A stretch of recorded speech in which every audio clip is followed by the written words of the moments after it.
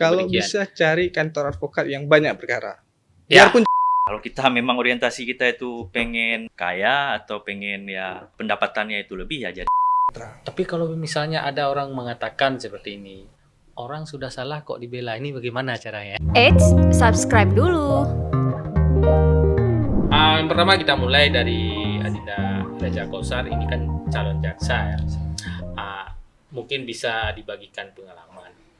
Mengapa kira-kira, kan profesi penegak hukum kan banyak. Ya. Ada hakim, ada advokat ya kan, dan lain sebagainya. Kenapa kira-kira Adinda berpikir untuk berlabuh di kejaksaan untuk meniti karir demikian?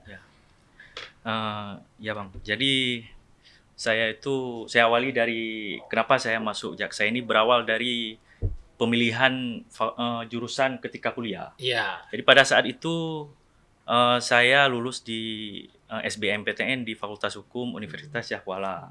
Nah pada saat itu saya menjalani kuliah selama kurang lebih 4 tahun 24 bulan Bang. Lewat ya?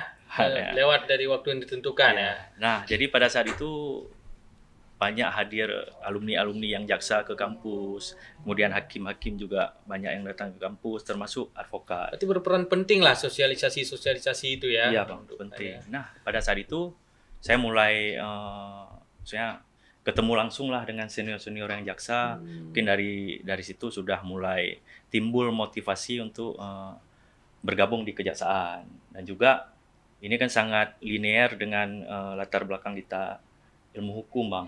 Jadi karena kita ilmu hukum ya jaksa, hakim, pengacara itu menjadi prioritas utama ketika kita selesai di kampus. Mungkin bisa dijelaskan sedikit ya kan, biar adik-adik fakultas hukum yang lagi kuliah ya kan, apa itu kejaksaan sebenarnya? Profesi seperti apa itu jaksa? Iya. Jadi kalau kejaksaan itu kan lembaganya Bang. Jadi kejaksaan itu kalau berdasarkan Undang-Undang Nomor 11 Tahun 2021 tentang kejaksaan, pada pasal 1-nya angka 1 itu dijelaskan kejaksaan itu adalah lembaga pemerintahan yang berkaitan dengan kekuasaan kehakiman yang menjalankan yang melaksanakan kekuasaan negara di bidang penuntutan serta wewenang lain berdasarkan undang-undang. Nah, yang pada masyarakat umumnya itu kan mengetahui jaksa ini yang menuntut. Penuntutan. Menuntut lah. Namun berdasarkan undang-undang memberikan beberapa kewenangan lain selain penuntutan. Misalnya seperti wewenang penyidikan. Ya. Ada juga wewenang penyidikan di kejaksaan Ada, gitu Bang. ya. Ada wewenang penyidikan. Kemudian juga ada bahkan kita itu bisa jadi pengacara juga, Bang. Pengacara? Iya. Pengacara seperti apa itu? Ya, jadi pengacara negaranya, Bang. Pengacara negara ya, menarik. Atau istilahnya itu JPN, jaksa pengacara. Istilahnya negara. kalau di sini ada advokat ya yang dikenal secara umum, ini ada pengacara negara. Jaksa pengacara negara. Bang. Baik, kemudian saya beralih kepada Adinda Rabil ya. Kita sebagaimana kita ketahui bahwa lembaga peradilan atau hakim itu masyarakat menganggap sebagai garda terakhir para pencari keadilan ya. Kita perlu tahu nih sebenarnya untuk menjadi seorang hakim itu bagaimana caranya. Mungkin biar memotivasi adik-adik ya di fakultas hukum. Yang pertama kali itu untuk menjadi wajib kan pasti harus sarjana hukum dulu. Wajib sarjana hukum ya. Wajib sarjana Jadi nggak hukum. ada istilah misalnya masuk dulu lewat SMA nanti penyesuaian ijazah, boleh nggak seperti itu? Nggak ada. Nggak. Wajib sarjana hukum wajib ya. sarjana hukum, mau kampus manapun kan. Lalu dibuka CPNS-nya, pengadaan CPNS-nya gitu. Biasanya untuk pengadaan calon hakim itu dia dikeluarkan perma. Yang sebelumnya 2017, terus yang tahun saya tuh tahun 2021. 21 ya. Lalu kita ikutlah tahapannya, kita mengikuti seleksi kompetisi SKD ya. SKD, SKB gitu. Terus ada wawancara juga. Wawancara SKB bidang sama wawancara bahasa Inggris gitu. Setelah itu lulus CPNS kan. Lulus CPNS-nya ya tunggu setahun dulu ikut biar bisa diangkat jadi PNS. Baru dibuka pengadaan untuk calon hakimnya gitu. Itu tes lagi nggak untuk jadi calon hakim? Tes lagi. Tes lagi ya? tes kesehatan lagi, ada psikotes lagi, ada SKB lagi gitu. Udah lewat nih, udah jadi calon hakim, diklat ujian lagi, magang 1 ujian lagi, magang 2 ujian lagi, diklat 2 ujian lagi. Jadi rentetan tahapannya masih panjang ini ya. Panjang. Ini kalau Adinda Rabil tahun berapa nih masuk jadi calon hakim? Ini kalau sebagai PNS ASN Mahkamah Agungnya udah jalan dari 2022. 2022, 22 tahun ya? 2 Iya, tahun, menjelang 3 tahun ya? Iya, menjelang 3 tahun dan calon hakimnya itu per Februari kemarin. Per Februari ya? 2024 kemarin ya gitu. Dan proses untuk menjadi hakimnya ini itu kurang lebih 1 tahun. Dan insya Allah nanti kalau ada umur panjang sekitar bulan 5 atau bulan 6 nanti. Ini menarik nih, kalau kami melihat Adinda Rabil kan langsung penempatan di PN Banda Aceh ya. Bisa dikatakan kan daerah hukum paling diidam-idamkan lah karena di ibu kota. Ini kok bisa nih Gitu. atau memang request kah atau Wah. gimana? Kan ini perlu ya. penjelasan. Iya. Kan Tadinya kan saya sebagai ASN atau CPNS lah. CPNS saya kan di Janto. Janto ya, Iya. udah pernah di tempat lain juga. Iya, di Jadi Janto. tidak ujuk-ujuk langsung di Banda Aceh ya. Tidak. Ada prosesnya. Iya, di Janto. Terus kalau untuk proses penempatan sebagai calon hakim ini, Mahkamah Agung melihat pengadilan mana itu yang paling layak, yang perkaranya paling variatif, banyak, dan bisa dijadikan taman bermain sebagai calon hakim nantinya begitu. Jadi ya kualifikasinya ya pengadilan kelas 1A. 1A khusus, 1A atau 1B seperti itu. Jadi ya salah satu di Aceh itu pengadilan 1A Banda Aceh. Banda Aceh begitu. Jadi kenalah saya di Baik, mengenai Alhamdulillah. kompetensi yang harus dimiliki oleh seorang calon hakim itu apa kira-kira? Biar ini makin semangat adik-adik kita yang Betul. masih kuliah nih. Iya, Apa kompetensi? Hukum pidana kah, perdata kah gitu. Iya. Apa atau semuanya termasuk hukum syariat Iya, seperti betul. itu ya. Bisa dijelaskan Adinda Rabil. Kalau untuk dia terbagi menjadi 2 untuk menjadi seorang hakim itu. Kita harus memiliki integritas Iya. dan kedua intelektualitas. Intelektualitas ini itu kita dapatkan ilmu kita dari perkuliahan dulu, hukum formil, hukum material, dan itu wajib dan paling wajib, summa wajib itu adalah ilmu hukum acara. Acara ya. Hukum acara pidana, hukum acara perdata begitu. Baik, Adinda, kemudian saya ini ke Adinda Gibran ya. Ini menarik ini ya. Kalau kata jaksa ini adalah lawannya, tapi nggak demikian ya. Nggak demikian. Adinda, ini kan advokat ya. Kayak bisa dalam istilah peradilan itu kan penasihat hukum ya. Mungkin Adinda bisa memberikan pengalaman-pengalaman. Ini kan sudah PK, udah sah, udah dilantik ya. Baru dilantik. Bisa dijelaskan nggak tahapan-tahapan sehabis sarjana? Udah pasti sarjana hukum ya. Setelah sarjana. Tahapan-tahapan menjadi seorang advokat atau penasihat hukum, bisa dijelaskan. Baik, terima kasih Bang. Yang pertama itu kan setiap orang yang mau jadi advokat itu wajib sarjana hukum.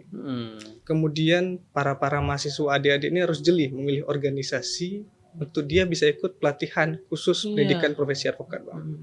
Karena memang di organisasi kami kan banyak nih, Bang, bersebaran organisasi lain tandingan. Oh, tidak cuma satu ya, ada mungkin beberapa nih organisasi lain. Kemudian kan dia harus jeli memandang itu karena itu akan rentetan untuk kedepannya proses dia menjadi pengacara. Oh, begitu. Setelah dia mengikuti pelatihan PKPA namanya, mereka wajib ujian advokat. Ujian advokat. Dalam tahap ujian itu, para mahasiswa ini diwajib mengetahui minimal 5 hukum acara. 5 hukum acara. 5 hukum acara, di samping itu mengenai kode etik dan undang-undang advokat. Setelah mengikuti pendidikan khusus advokat, ikut ujian profesi advokat, kemudian mereka punya kewajiban untuk melaksanakan magang. Magang itu berapa lama magang? Magang ini berdasarkan ketentuan itu 2 tahun. Cuman dihitung dari tahun tamatnya ijazah. Oh, begitu. Minimal tahun tamatnya ijazah. Jadi adik-adik sekalian yang kebetulan cepat tamat, jangan berkecil hati. Memang dalam aturan diwajibkan advokat ini kan dilantik umur 25.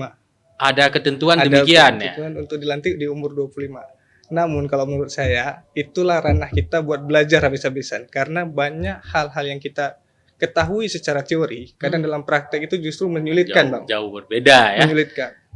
Kemudian pada saat magang ini yang saya wanti-wanti kepada calon-calon adik-adik yang mau jadi advokat dalam memilih kantor advokat, Pak. Iya. Karena banyak sekarang untuk apa kalian pergi ke kantor advokat, tapi kalian nggak punya motivasi buat jadi advokat. Kalian datang, duduk, diam, nggak punya keinginan, Bang. Tidak punya apa yang mau dibuat, nggak Ya. ada tujuan. Kalau demikian. bisa cari kantor advokat yang banyak perkara. Ya. Biarpun capek. Sudah ada track recordnya tercatat lah demikian. Kalau boleh tahu nih kan banyak organisasi advokat, ini perlu saya tanyakan. Kalau Adinda sendiri berdasar dari organisasi apa nih? Apa namanya istilah Pradi ya? Apa nih? Kalau itu Bang mungkin saya nggak bisa jawab karena gini Oh kan saya gitu datang ya. kemari Kita kan tidak kalau nggak mewakili bisa dijawab organisasi. jangan. Kita mewakili sebagai profesi kita Profesi aja. sebagai advokat kalau nggak bisa dijawab. Baik, ini kan kalau Adinda kan sudah beracara pastinya kan sudah beracara baik perdata, kalau perdata kan biasa kita berjumpa dengan penggugat, tergugat sedemikian dan dengan hakim apalagi kan sudah pasti.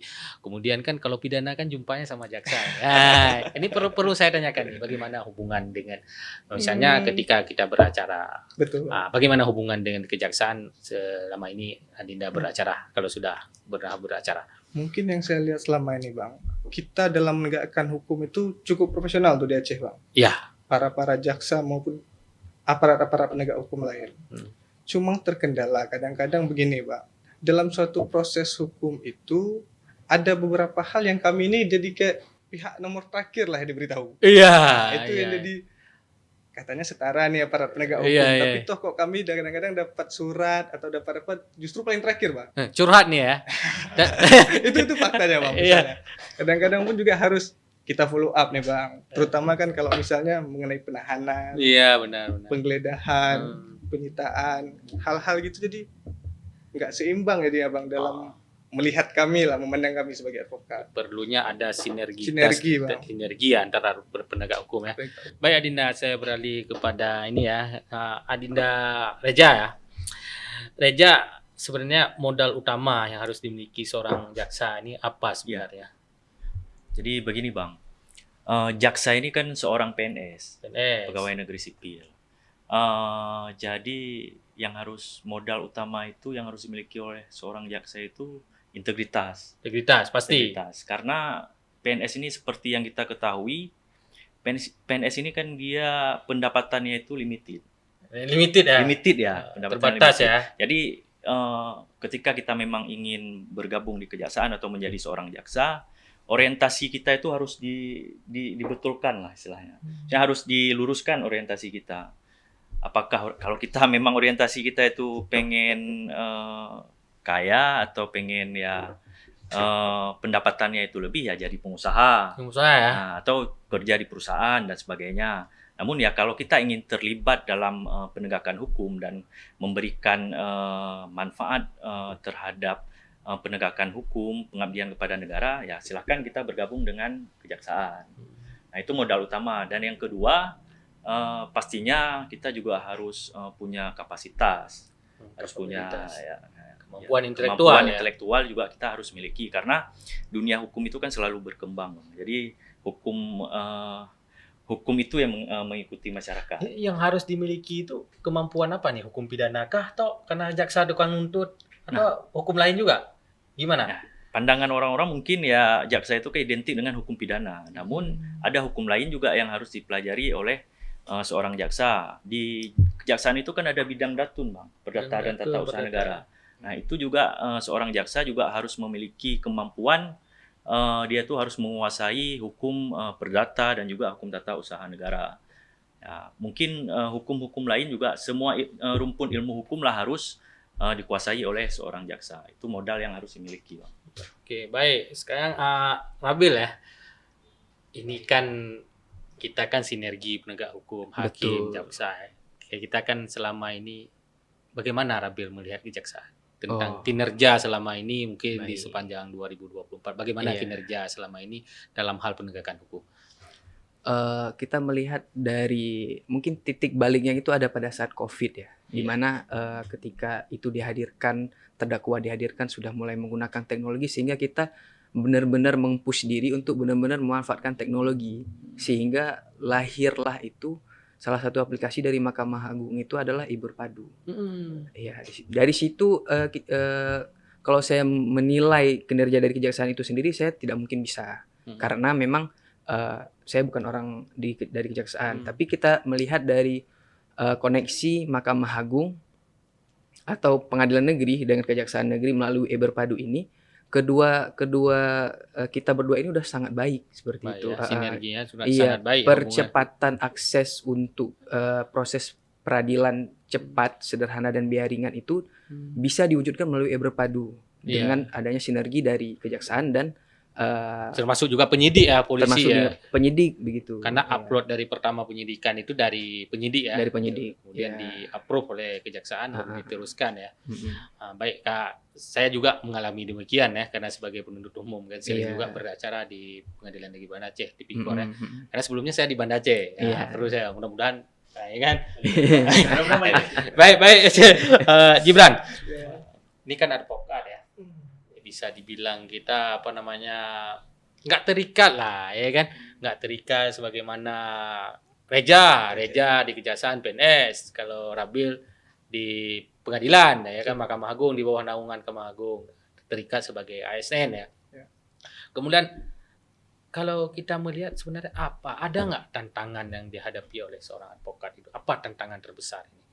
Pasti Bang, kalau secara nyata yang bisa saya bilang untuk para advokat, mungkin semua advokat, Iya, dalam tahun ke depan kita wajib belajar ulang nih. belajar Hukum ulang. acara pidana mungkin akan diperbarui. Yang udah pasti ini hukum pidana nih.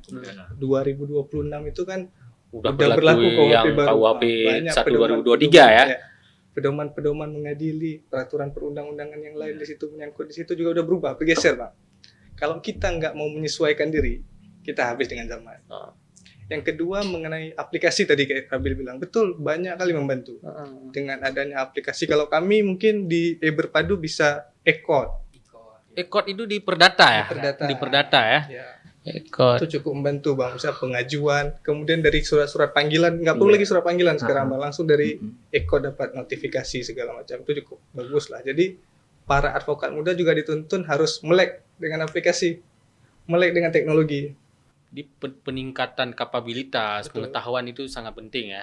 Kayak penting untuk menghadapi tantangan kita ke depan. Apalagi semua bisa AI ya. Ya. Bahkan Prof Stella itu kan, wakilnya mengatakan bahwa profesi yang tidak dapat diganti dengan AI itu adalah lawyer ya.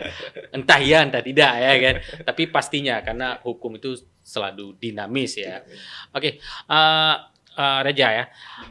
Sebenarnya untuk peningkatan kapabilitas, Reja bagaimana memandang tentang peningkatan strata pendidikan? Ini kan masih S1 semua ya. Bagaimana kira-kira Reja? S1, S2, ada nggak keinginan untuk melanjutkan perkuliahan seperti itu? Ada Bang. Kalau untuk melanjutkan pendidikan baik dari S2 kemudian sampai dengan lanjut S3 itu pasti ada keinginan. Keinginan ya. Karena kita sebagai penegak hukum kita tidak boleh stagnan.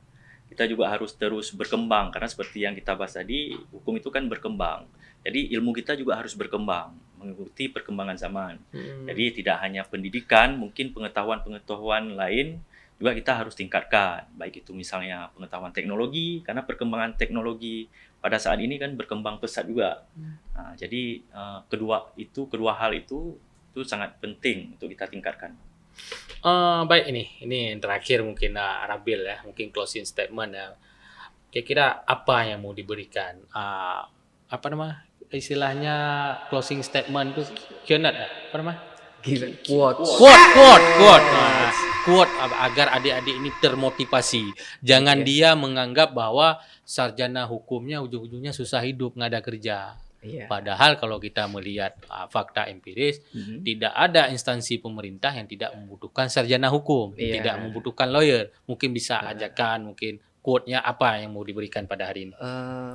Untuk adik-adik di luar sana, yang lagi masih kuliah, yang lagi masih kuliah, masih lajang nggak nih? lajang. Kalau lajang boleh dia. Lanjut. Untuk adik-adik yang lagi kuliah nih ya, jangan takut, jangan ragu, jangan khawatir begitu, karena sarjana hukum ini itu dipakai di berbagai lini begitu. Lowongan kerjanya melimpah begitu. Memang favoritnya itu kan 3, lawyer, jaksa sama hakim gitu. Jadi kalau untuk bisa memasuki menjadi sebagai penegak hukum, jangan pernah ragu untuk terus berkembang, dan jangan pernah juga untuk skip buku, baca buku. Karena buku ini adalah peneliti yang dibuat oleh orang selama kurun 2 tahun, 3 tahun, 4 tahun. Dan untuk memasukkan pemikiran orang itu ke kepala kita itu hanya butuh sekitar 2 minggu saja. Dan jangan lupa juga Pangkas waktu ya. itu iya, untuk menghemat waktu begitu. Sederhana, cepat dan biar ringan. Ya, azas peradilan cepat biar ringan. Iya. Azasnya. Itu mungkin Gibran ya, Iya. mungkin terakhir juga apa kira-kira mau diberikan statement terakhir ajak biar termotivasi nih para sarjana hukum. Kalau menurut saya Bang, ini pesan buat adik-adik. Iya, benar. Jangan takut buat jadi lawyer. Jangan takut menjadi Walaupun lawyer. pandangan orang terhadap kita jelek. Oh iya gitu Itu ya. penting. Karena walaupun gimana pun sepanjang kamu bisa jaga integritas, insya Allah suatu saat pasti akan terang. Tapi kalau misalnya ada orang mengatakan seperti ini, orang sudah salah kok dibela, ini bagaimana caranya? Gitu. Itu penting untuk dijawab nih, Betul. diberi klarifikasi. Itu kan pemahaman ketika kita berhadapan dengan masyarakat luas. Bang. Iya benar. Banyak orang berpikir, toh pengacara ini kerjaan coba bela. Yang jadi batas untuk kita membela atau tidak itu integritas kita, Bang. Hati nurani kita. Dalam kita meyakini suatu perkara, ada nggak keyakinan kita bahwa ini salah? Atau ini tidak salah? Atau setidak-tidaknya, dia harus diadili dengan proses hukum yang tepat, Bang. Kami menjaga rule of law, supaya setiap orang, siapapun mau dia salah atau enggak, setidaknya hukum acaranya itu jangan salah lagi. Due prosesnya ya. Iya, Prosedural due prosesnya ya. Baik, Teja penutup nih ya. Ya, Bang. Diberikan dulu kan belum tadi kan bagaimana cara menjadi jaksa, rentetan tahapan-tahapannya. Dan ajak masyarakat untuk Iya. menjadi jaksa. Gimana enaknya jadi jaksa demikian Iya. walaupun sekarang masih calon jaksa. Gimana, Ari? Jadi kepada adik-adik mahasiswa Fakultas Hukum atau yang baru saja lulus kuliah di Fakultas Hukum, kalau mau menjadi jaksa, seorang jaksa dan bergabung ke kejaksaan, agar dipersiapkan segala persyaratannya, Bang. Jadi sudah bisa dipersiapkan karena persaingan seleksi itu ke depan semakin ketat. Jadi siapapun yang ingin menjadi calon jaksa itu harus mempersiapkan sejak dini. Dan juga ya pastinya jurusan yang harus dipersiapkan itu adalah jurusan ilmu hukum. Ilmu hukum ya. Baik, demikian acara kita, program kita Jaksa Menyapa pada hari ini. Terima kasih kepada Gibran ya, Rabil, calon hakim pada PN Banda Aceh, dan juga Reja. Semoga apa yang kita sampaikan pada hari ini menjadi amal jariah bagi kita, memberikan motivasi bagi adik-adik agar jangan berputus asa, selalu optimis ya kan terhadap masa depan mereka semua. Baik, rekan Sagor TV, sekian program kita pada hari ini. Wabillahi taufiq wal hidayah. Wassalamualaikum warahmatullahi wabarakatuh. Waalaikumsalam. Jika video ini bermanfaat untuk Anda, silakan subscribe, like, dan nyalakan loncengnya.